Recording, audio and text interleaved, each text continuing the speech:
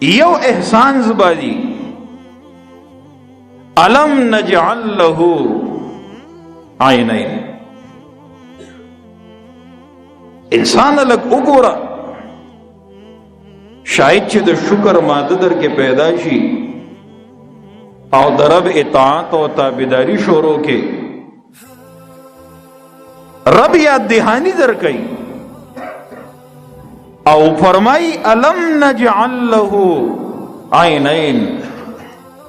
آیا دے انسان لما دوسترگی ندی ورکر؟ کم شیطا چی ضرورت دیر دے ماغی دو در کری دی. اللہ خیر دے گئی اور ڈیویڈ شیطا چی بلکار کری. سترگو تا ضرورت دیرو نو دوی در کڑی، وگون تا ضرورت دیرو نو دوی در کڑی، لاسو تا ضرورت دیرو نو دوی در کڑی، خپو تا ضرورت دیرو نو دوی در کڑی. او سشیلون استاپ دے بدن کے ایکسپائر کی چستا که ضرورت رانگو چی بیا پکارش سر اگون استا پا دی خبو کی داسی دی کدا چا دا زڑوال خراب شی نو دا دیزی نے اوباسی التے ولفٹی.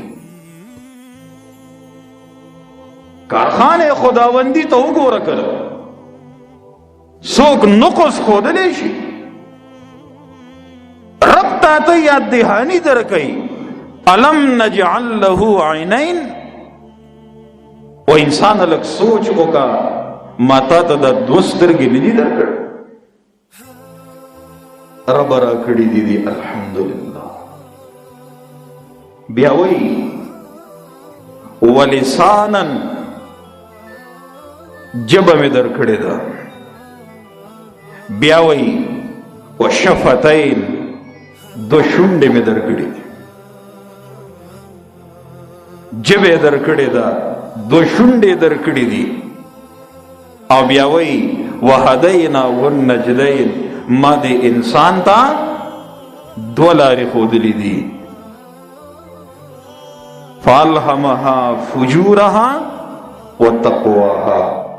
یو دا بدو اغلار دا او بلد نیکو اغلار دا. اس نعمتون دیر ذکر شو خو چې کوم زمون موضوع دا غده ولسانا جبا. عزیزانو نعمتونو خو ډیر زیات دي. جبا چې دا دا الله په نعمتونو کې یو عظیم نعمت دی. د دې جبې د وجنه مونږ بل سړی په خپل خبره باندې پویولی شو.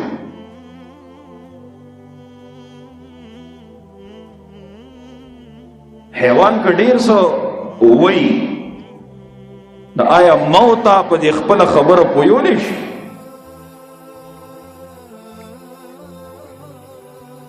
دا دی جبی دا وجی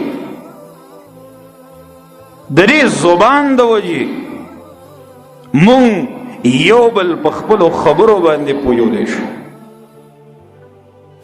دا دی جبی دا وجی مون دا رب ذکر کولی شو، مونږ د رب یادول کولی شو، مونږ د رب نوم اغستی شو، مونږ د رب کلام او د رب قرآن لستی شو، مونږ واعظ او نصیحت کولی شو، مونږ بیان او تقریر کولی شو.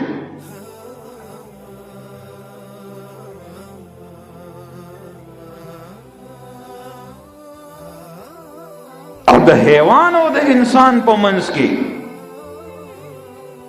کم چې لوی فرقونه دي نه یو فرق پکې د ژبې دی.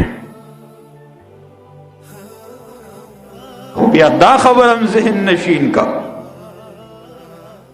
او پر خپلو دماغو کې پخه کا. کچرتا دا ژبه دا درست استعمال شي او صحیح استعمال شي نو د دې نه ډېر خیرونه او ډېرې فایدې خورېدی شي. او کچرته دا جبا دا غلطه استعمال شي نو بیا د دې نه ډېر لوی شر او فساد جوړېدی شي.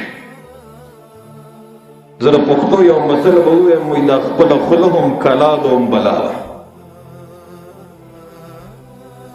دا ژبه که صحیح استعمال شي لوی خیرونه او لوی فایدې هغه حاصلېدی شي ځان ته او د الله مخلوق ته ټولو ته او معاشرې ته هم لوی فایده او خیر رسېدی شي.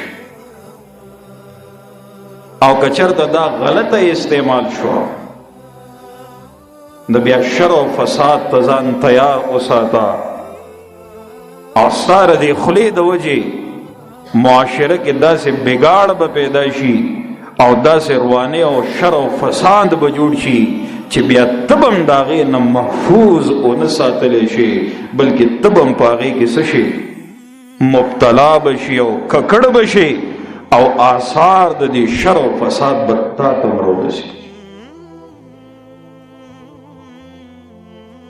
دی وجه رب کریم چې تا ته یاد دهاني درکوي چې الم نجعل له عینین ولسانا وشفتین وهدیناه النجدین. تا ته یاد دهاني درکوي چې دا نعمتونه ما تا ته عبس او فضول نه دي درکړي. تا ولې دا نعمتونه په عبسیاتو او فضولیاتو کې ضایع کړل؟ دا د ضایع کولو نه دي بلکې دا د صحیح استعمالونه دي. او دې وجه د قرآن بل آیات ما ولوستو، رب کریم فرمائی وقولوا للناس حسنا. د اصلاح خبرې، د خیر خبرې، د معاشرې د جوړولو خبرې، د خلکو د خیرخواهۍ خبرې، د خلکو د اصلاح او د خیر د لټولو خبرې، خلکو ته د فائدې او د نفع د رسولو خبرې. وقولوا للناس حسنا.